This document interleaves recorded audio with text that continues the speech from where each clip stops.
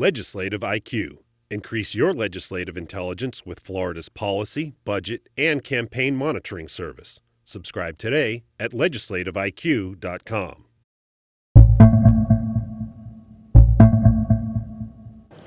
Michael Lambrix has maintained his innocence for 34 years. Set to die Thursday, he told his story again to a dozen reporters, the first group interview at the state prison in more than a decade. It won't be an execution. It's going to be an act of cold-blooded murder.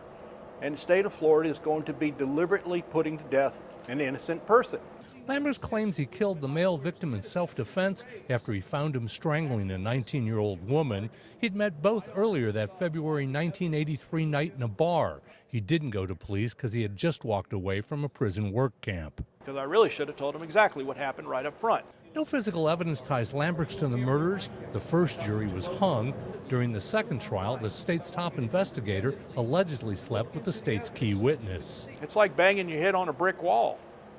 It really is. The thing is, nobody wants to listen. What makes his case unusual is that neither vote for death was unanimous.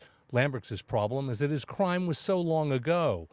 Myself and everybody sentenced to death since 1974 that had anything less than a unanimous jury verdict were illegally and unconstitutionally sentenced to death. For 34 years, Michael Lambrix has maintained his innocence, even turning down a plea deal. His family has stood with him every minute of it.